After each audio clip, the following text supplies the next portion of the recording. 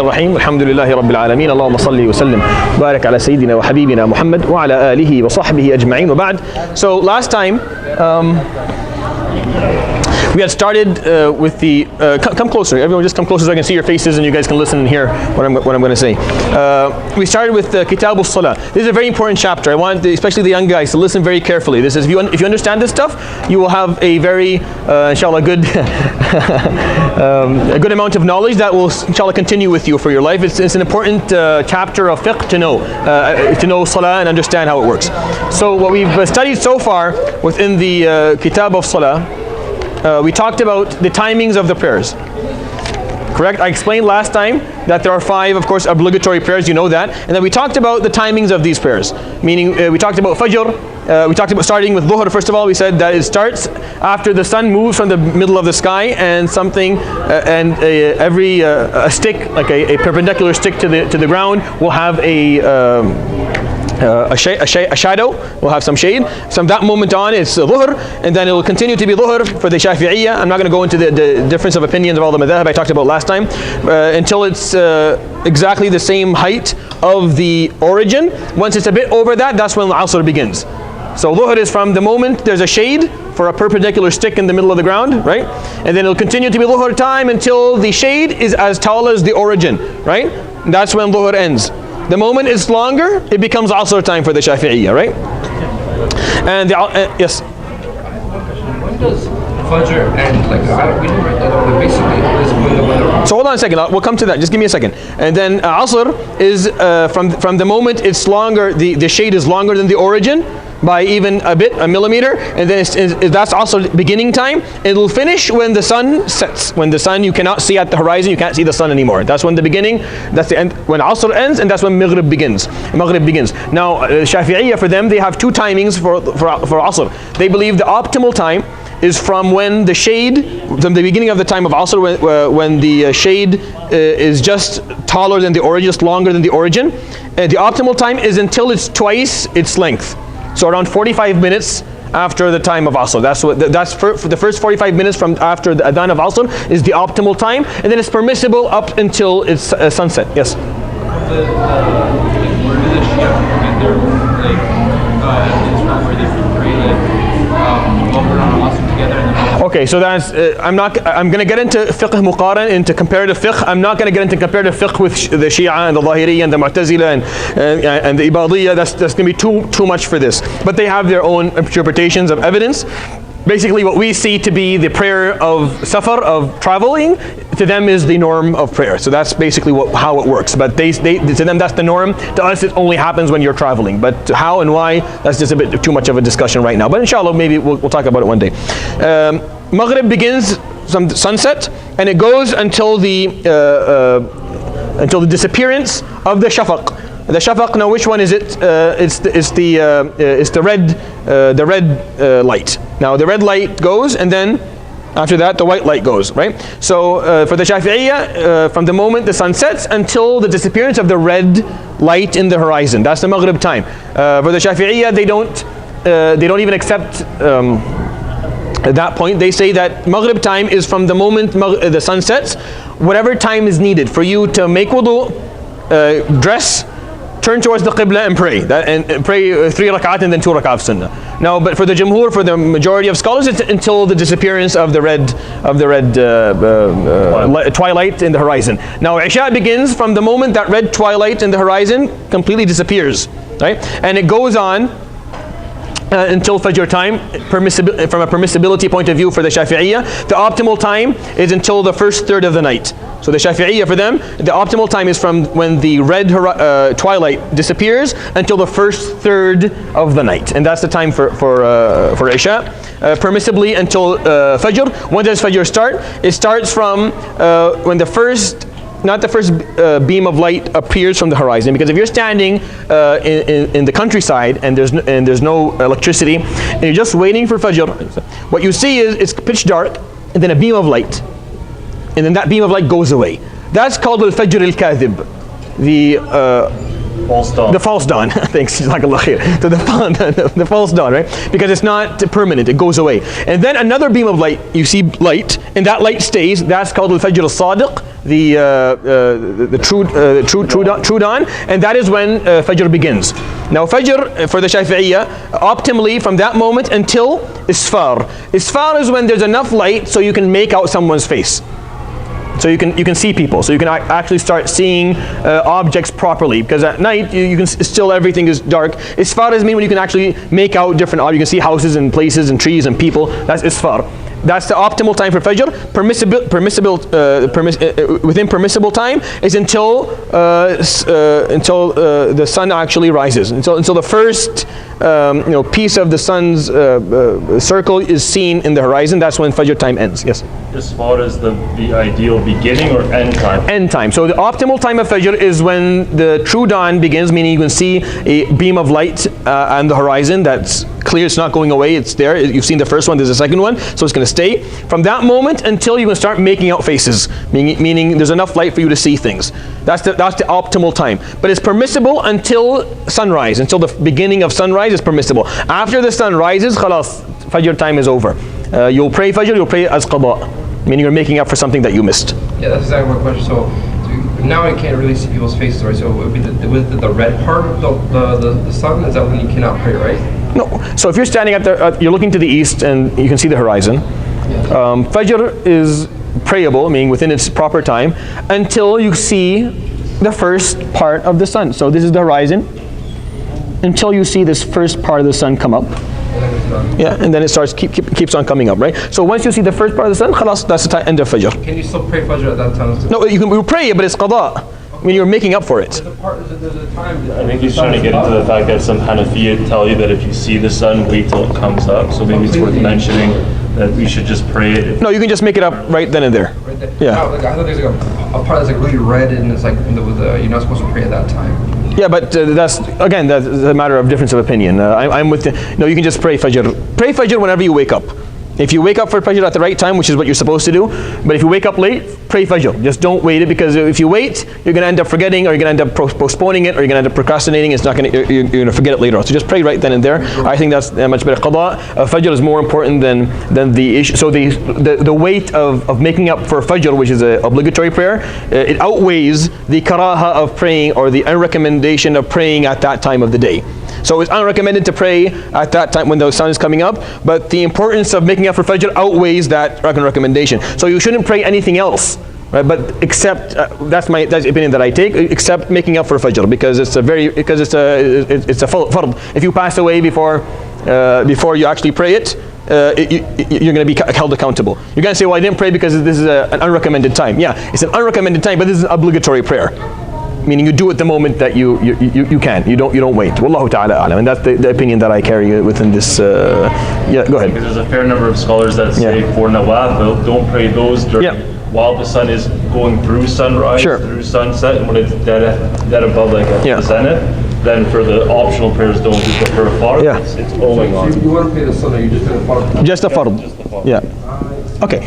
So now we're going to continue. فصل شرائط وجوب الصلاة ثلاثة أشياء. And the condition for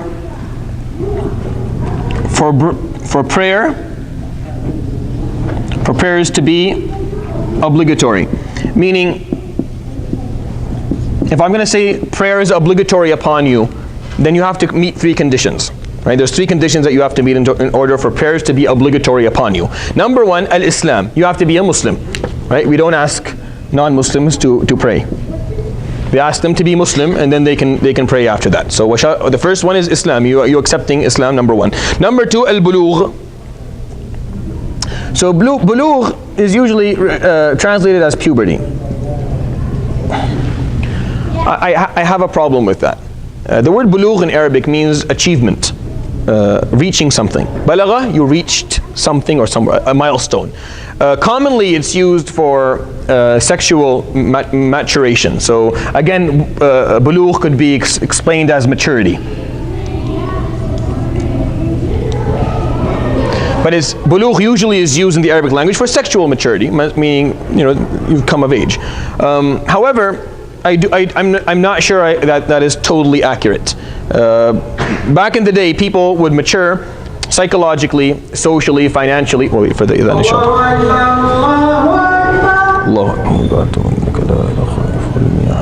All right.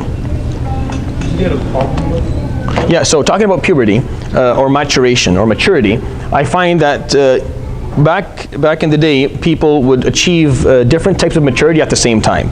So sexual maturity basically was psychological maturity, financial maturity, social maturity, all coming in one. Meaning, someone once they were of age, they would get married, they would have a house, they would have a job, they would live. So they were now independent to a certain extent in their lives.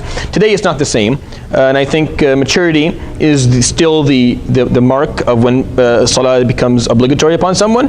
I'm not sure if using sexual maturity as that mark is actually the right way to use it. Again, this is just something that I've always thought about, and I think it's worth maybe thinking about as well. But definitely, if you've achieved that maturity, yeah, if you hit puberty, then now the guy is sitting on writing stuff. Now everything you do is you're being held accountable, meaning your choices are matter, and you're gonna be rewarded or punished for them.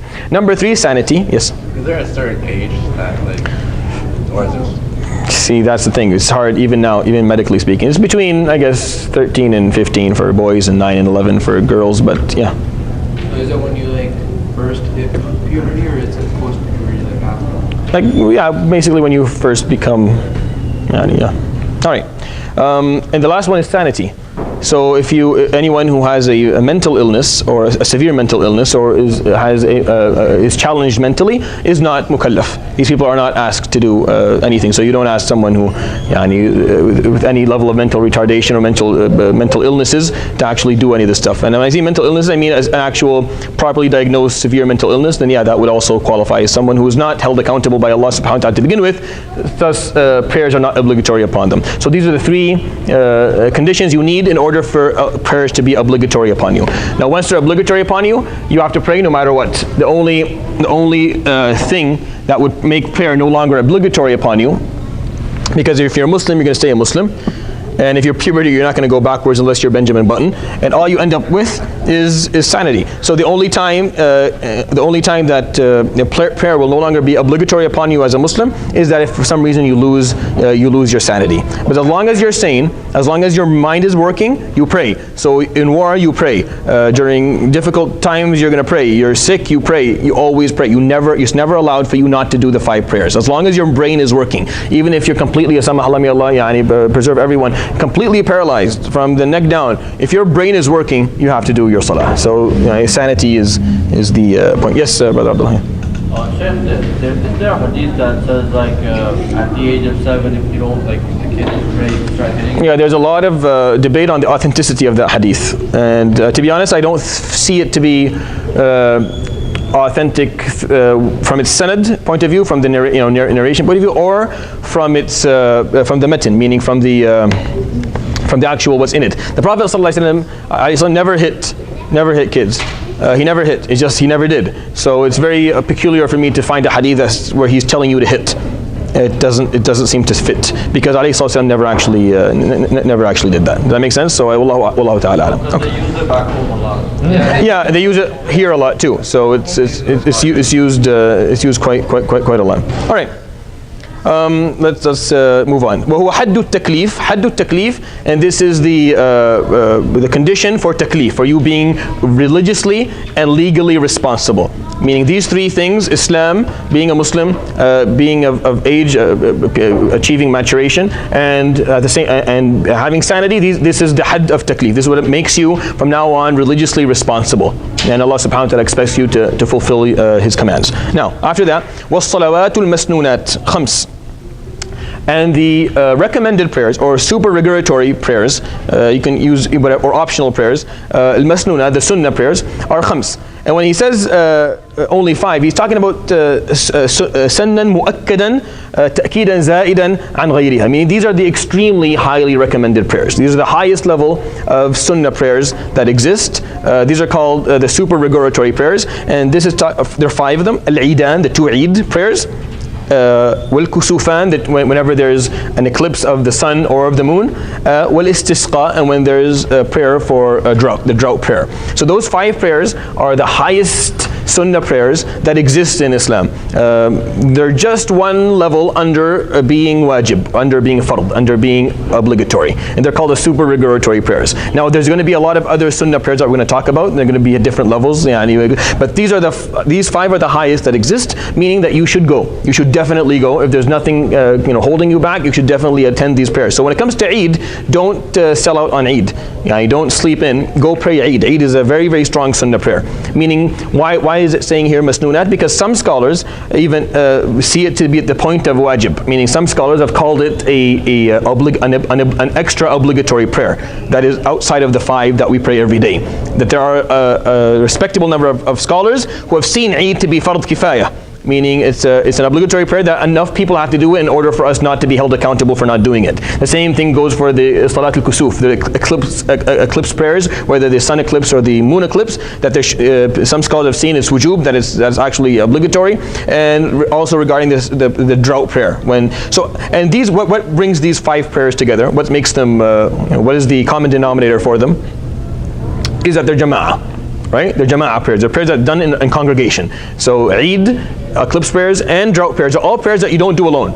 You don't pray Eid alone. You don't pray eclipse prayer alone. You don't, or some scholars accept it. And you don't pray istisqa alone. So these are prayers that are done in congregation, and that's why they're extremely important. So any prayer, sunnah prayer that has that level of importance and done in congregation is seen to be a supererogatory prayer. So that's the first, the salawatul masnoonat. I mean, these are the first level of prayers right under the obligatory prayer. So if we were trying to put together a chart of importance, so first of all we would have the five daily prayers, the fara'id, and for the Shafi'iyya immediately under them are as-salawat al-masnoonat, which we just studied, which are the supererogatory prayers.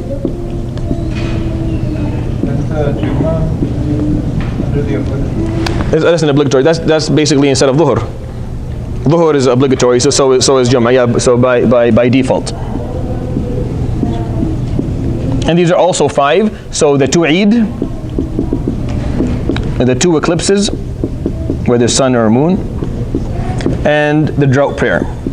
Do we do the prayer here for eclipses? So for the eclipse prayers and the istisqa prayers and the Eid, all 5 of them, you're supposed to do it in an open field. You're supposed to be outside, and it's supposed to be in a lot of people. If it comes to istisqa, we're supposed to take with us our families. If we have livestock and animals and pets, we take them with us. We're supposed to take. We'll come to that. We're supposed to wear our clothing backward, and it has a whole ritual when it comes to the istisqa prayer. But all of them are done outside, and all of them encourage both men and women and children, to all 3 of them, to go to these prayers. But and these are called the salawat al-masnoonat, and these are right under the level of being obligatory, right? So what we're going to study right now, after that, is going to be the level right under it. So the level right under it was sunan al-tabi'atu lil-fara'id 17 rak'ah, and the sunan, so the recommended prayers, the recommended prayers that are tabi'a lil-fara'id means that are associated with the fara'id. And these are the sunnah prayers that are associated with obligatory prayers, are 17 rak'ah, so 17 rak'ah.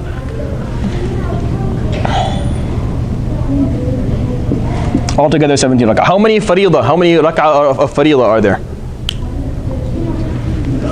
So obligatory rak'ah, how many are there altogether? Count. So exactly 17. And the Shafi'iyya always like numbers. You'll find whenever you study any book that are written by Shafi'i imams, they are obsessed with keeping numbers the same, making sure that the numbers all fit. And 17 has been a big number in the Shafi'i books. You'll always find the number 17 somewhere in there. Right. So we're going to study these, and then I'm going to break them down a bit, because what you're studying right now is Abu Shuja''s opinion. In the Shafi'i madhab, there are different opinions than what's written here, and in other madhab, there's also different opinions that exist. So I'll try to go through as many as I can. So the first one, rak'ata al-fajr. So there's 2 rak'ah that exist before Fajr time, and of course there's a very strong evidence to the Prophet _sallam saying that those 2 rak'ah are better than owning or obtaining the world and everything that is in it. Before or after? Before, definitely before. So 2 before Fajr. Number 2, وأربع قبل الظهر وركعتان بعده. 4 before Dhuhr plus 2 after. There's evidence to support that there's another 2. There are hadith that say also 4 after dhuhr. There's a hadith that says إذا صلى أحدكم الجمعة فليصلي بعده 4. If you pray Jum'ah, pray 4 rak'ah يعني, after that. And there's a hadith also narrated the Prophet ﷺ said من صلى قبل الظهر 4 وبعد 4 حرمه الله على النار. If you pray 4 before dhuhr and 4 after, Allah subhanahu wa ta'ala will protect you from Jahannam. So there's a number of hadith that will support another 2 here after. Yeah.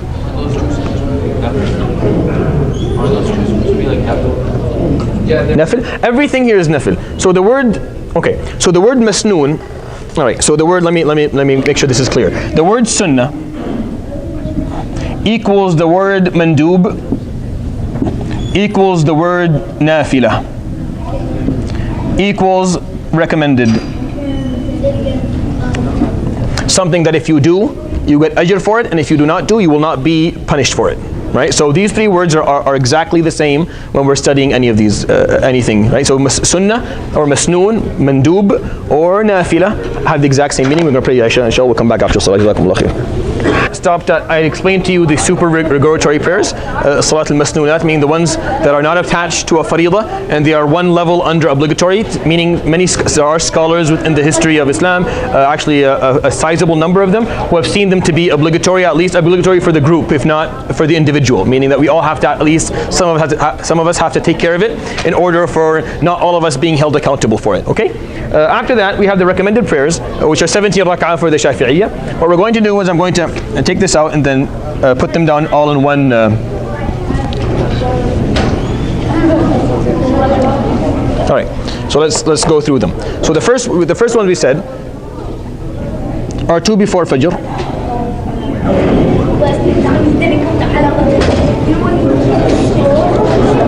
And then 2 before Dhuhr. Sorry, 4. And 2 after. There's evidence to support there's another 2. Right? Even though the Shafiee don't put it, the Imam Abu Shuja didn't put it here, but there's evidence to support that. وأربع قبل العصر, and 4 before Asr.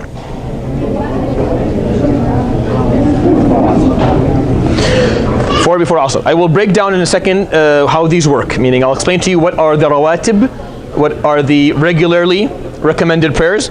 The regularly recommended prayers, I'll explain that, and then there's just the recommended prayers.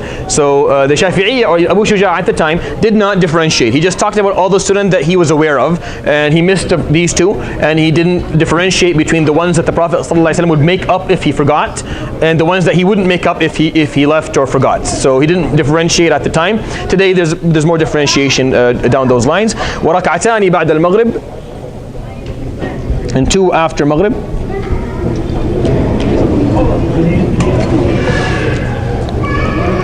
وثلاث بعد العشاء يوتر بواحدة منهن. And 3 after Isha, one of them witr.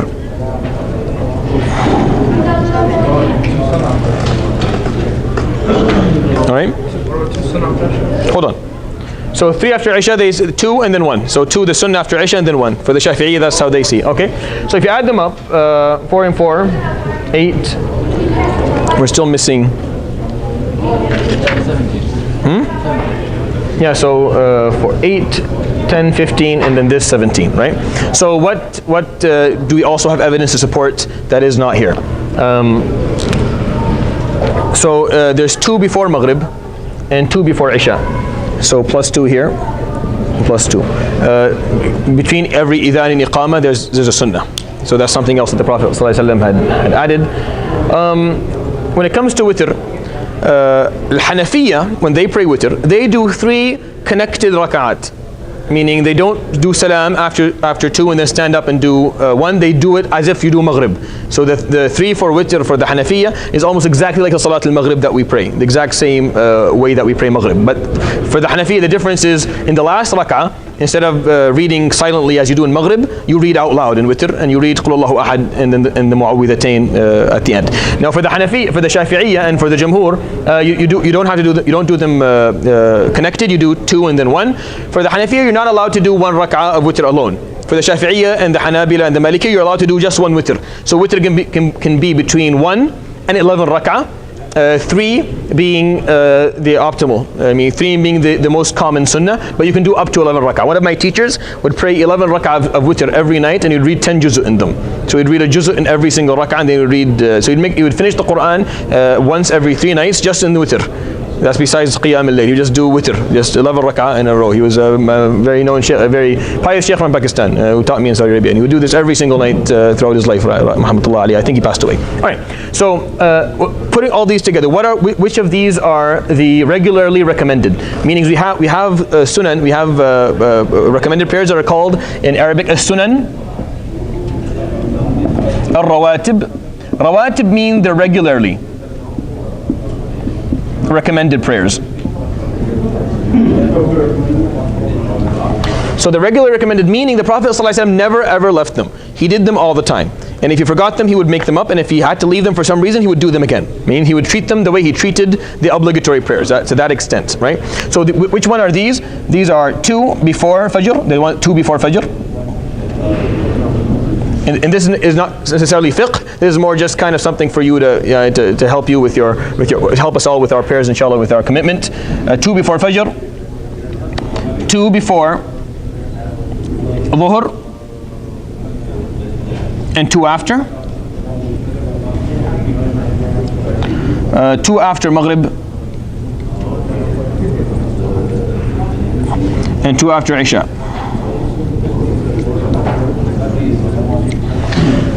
So 2, 4, 6, 8, 10. It adds up to 10. Now, when we add to that the hadith of the Prophet ﷺ, the known hadith, the very famous hadith, "Man salla fil yawmi wal layla 12 rak'ah, bana Allahu lahu baytan fil jannah." He who prays 12 rak'ah of recommended prayers in a day and a night, Allah subhanahu wa ta'ala will build a house or a palace for him in Jannah. I mean, every day you do that, you get a new place, a new property in Jannah with your name. So 12 here, how do you make them, there's 10 here, how do you make them 12? Add to them the 3 of witr. So add to this another 3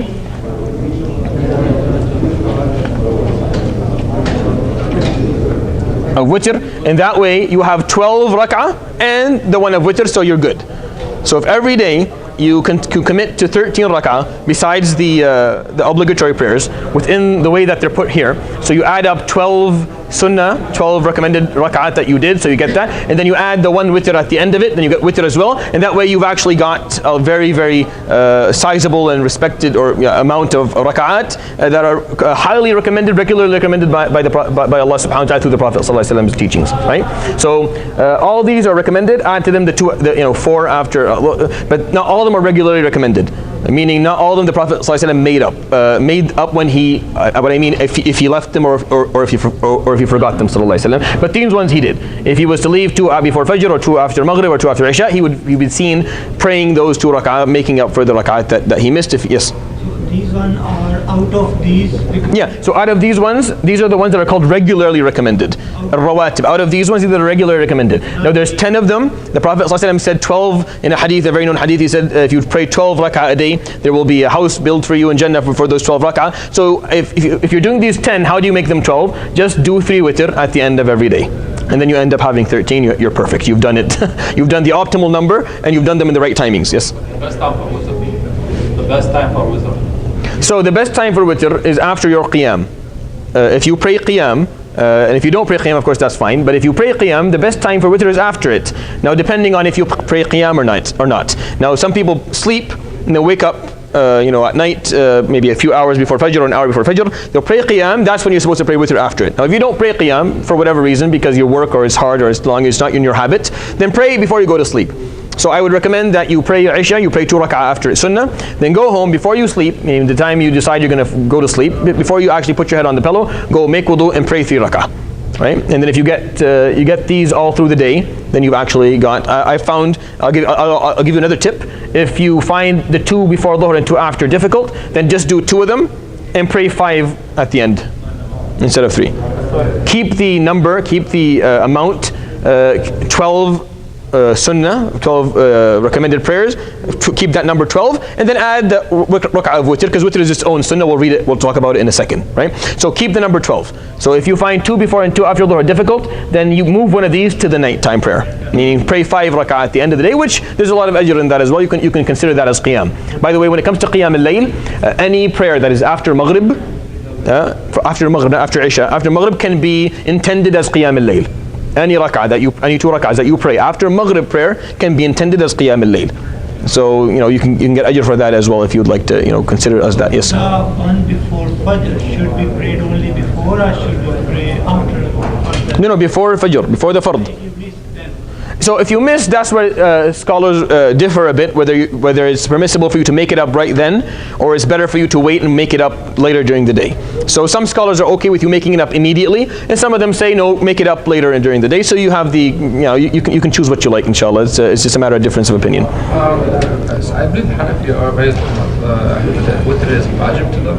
Yeah, so for the Hanafiya, witr is a wajib, meaning it's not viewed as a sunnah prayer. It's actually viewed as an obligatory prayer, and they don't accept one. You have to do 3.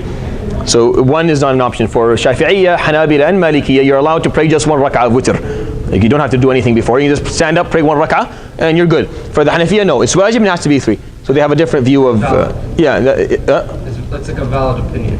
yes, it's a respectful opinion, but the Jumhur is against it. So Sometimes people come for Fajr prayers and it's already going on.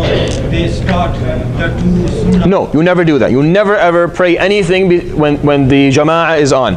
When the jama'ah is happening, you pray with the jama'ah. You don't pray sunnah before, you don't do anything. You pray jama'ah, and then if you wanted to do, let's say you want to do 2 before dhuhr and 2 after, you come in to pray 2 before dhuhr, but they're already praying dhuhr. You pray dhuhr, and then you make them up after that. So you make up for the ones that you missed after. Okay.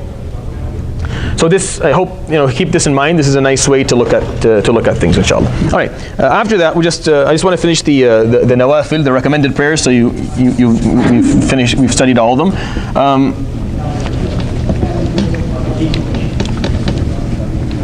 The last batch of nawafil prayers, وَثَلَاثُ نَوَافِلْ مُؤَكَّدَاتٍ, and 3 recommended prayers that are highly recommended, but they're not attached to prayers. So they're like the rawatib, but they're not attached to those prayers. They're not attached to a certain prayer. So the first one, Salatul Layl, which is Qiyam al-Layl, that I just explained to you. And Qiyam al-Layl, like I said, can start after Maghrib. The best time for it is Jawf al-Layl, as the Prophet ﷺ explained in a number of different hadith. Meaning you go home today you'll be home at 9:30 or 10, you'll sleep, and you wake up around 2 o'clock, and you pray like a number of rak'ah, 2 or 4 or 6, whatever you want to pray. The Prophet ﷺ never prayed more than 11 rak'ah all at once in his life. He never did over 11, alayhi salatu wasalam, right? So that's what we know about him. But that, of course, is regarding that's his preference. His 11 rak'ah was basically a third of the night. So at least a third of the night. So if you yes.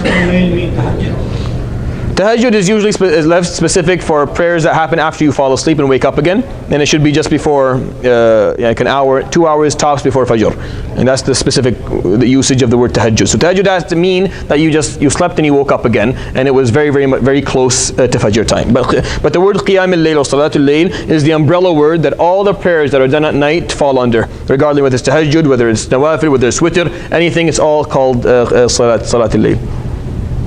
Can we add a second intention to the nawafil? Yes, you can add as many intentions for the nawafil you want. You can add 15 intentions to the nawafil prayers. So you can make it salat istighfar, salat tawbah, salat haja, salat istikhara, salat qiyam al-layl and tahajjud, and whatever you want to do. And wudu, and you can add, for nawafil, when it comes to recommended prayers, you can add as many intentions as you want to the prayer. For fard, it can only be one intention. And the same thing falls for every other act of ritual, any other ritual. When it's fard, it only has the one intention of it being obligatory. Anything nawafil, you can add different intentions to it. So salatul layl is the first one. After that, Salatul Duha, and the prayer of Duha. Now, Salatul Duha is known. It goes from 2 to 8, meaning the number of rak'at for Duha is either 2, 4, 6, or 8 rak'ah, and done 2 at a time. So what's most common is doing 2 rak'ah of Duha, but it can go up to 8 rak'ah, and it's done. Duha is done around, looking at the clock right now. Dhuhr is at 1:14, so around 11. 10 to 11, something like that works. So anytime after the sun has already moved from the horizon and is now moving towards the middle of the sky, but it's kind of somewhere in the middle, so 45 degrees basically, 45 degrees from where you're standing. And that's when Salatul Duha. And the final one is Salatul Taraweeh. When you're in the matn, Salatul Taraweeh is the Qiyam of Ramadan basically. It's just the Qiyam of Ramadan. Now, I'm not sure if we should go into details of talking about the number of rak'at or not, but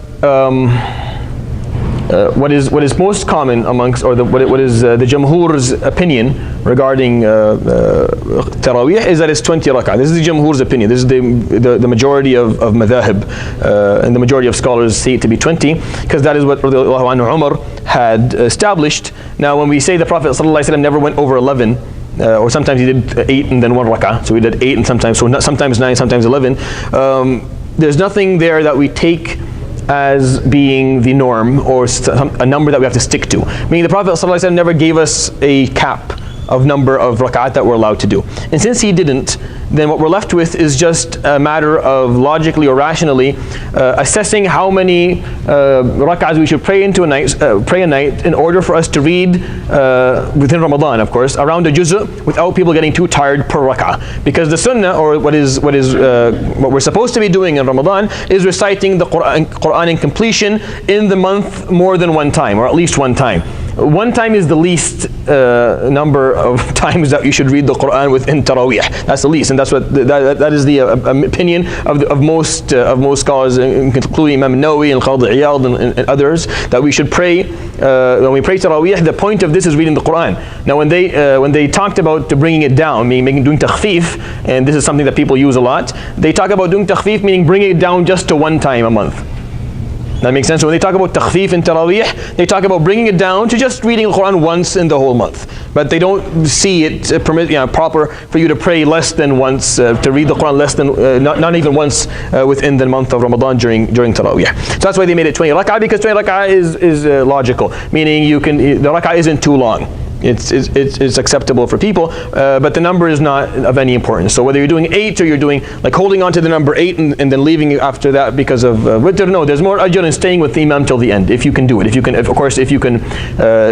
capable of staying up, regarding your schedule and the time you need to wake up. If you have nothing, then you should pray. If you're capable of staying up until the end of the salah, you should stay until the end of the prayers. That is something that is highly recommended. It's more important than talking about the numbers, whether 8 or 20. It doesn't really matter.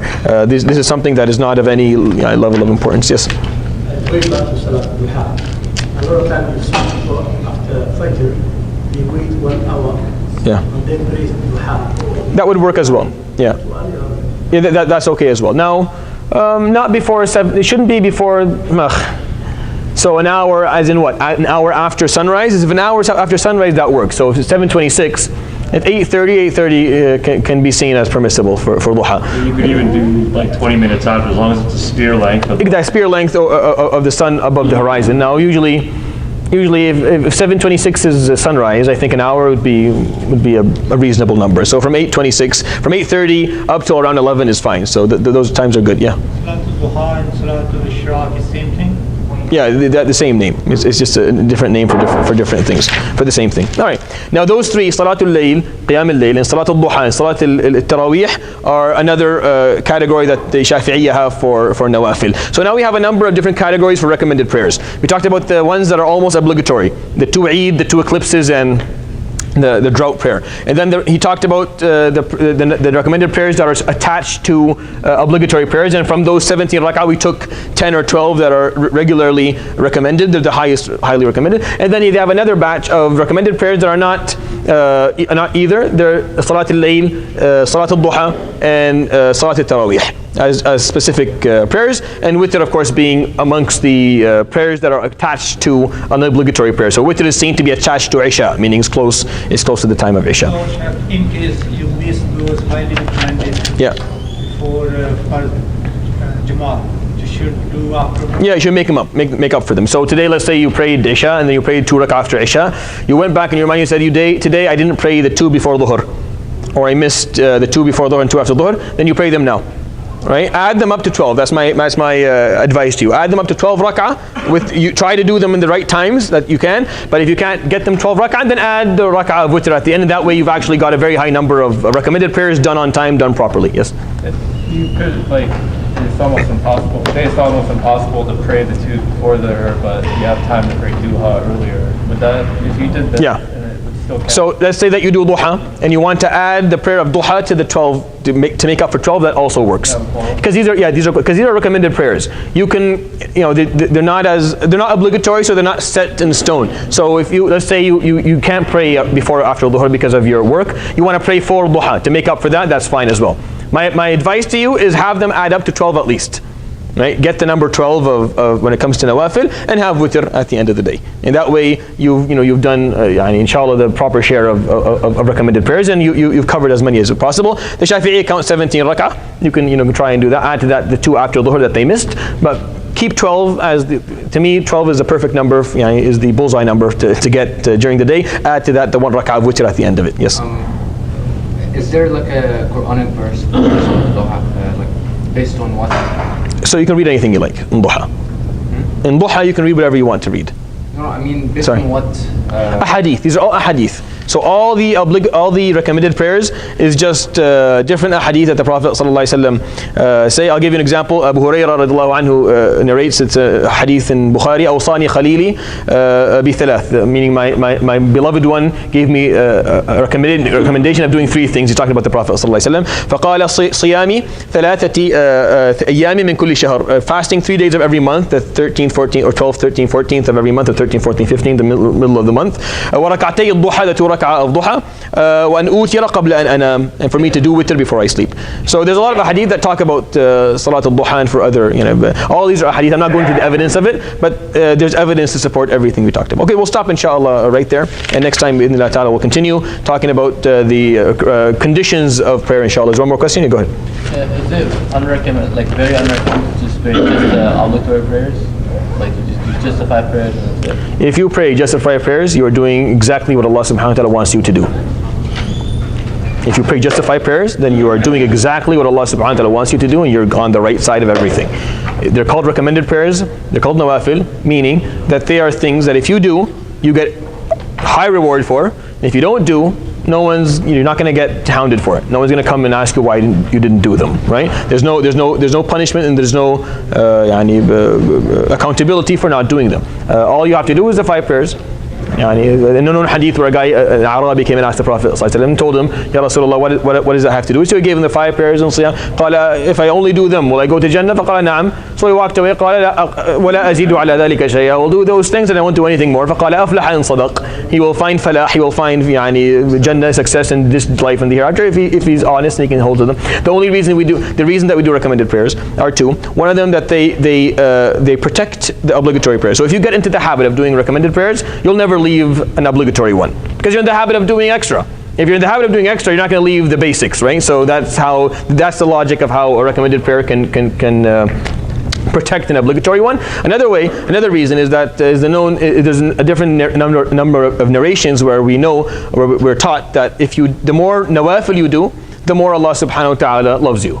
So it's the door of Allah subhanahu wa ta'ala's love, meaning if you want to if you want to draw yourself closer to Him subhanahu wa ta'ala, if you want to fill your heart with more love to Him, and you want Him to love you more, then what you do is you do nawafil. And the hadith, وَلَا يَزَالُ عَبْدِي يَتَقَرَّبُ إِلَيَّ بِالنَّوَافِلِ حَتَّى أُحِبَّهُ. And my servant will keep on, drawing himself closer to me with nawafil, with sunan, with recommended actions until I love him. فَإِذَا أَحْبَبْتُهُ كُنْتُ سَمْعَهُ الَّذِي يَسْمَعُ بِهِ وَبَصَرَهُ الَّذِي يُبْصِرُ بِهِ وَيَدَهُ الَّتِي يَبْطِشُ بِهَا وَرِجْلَهُ الَّتِي يَمْشِي بِهَا وَلَئِنْ سَأَلَنِي لَأُعْطِيَنَّهُ وَلَئِنْ اسْتَعَاذَ بِي لَأُعِيذَنَّهُ. And if I love him, then I will be the ears with which he hears, and the eyes through he sees, and the hands that he does things with, and the feet that he walks with. And if he asks me, I will give him, and if he seeks refuge in me, then I will protect him. So add all that, and then there's a good reason for you for us all to do recommended prayers. But however, if you only do the fard, there is no one on earth who has the ability to hold you accountable or say anything to you. You're doing exactly what Allah subhanahu wa ta'ala wants you to do, and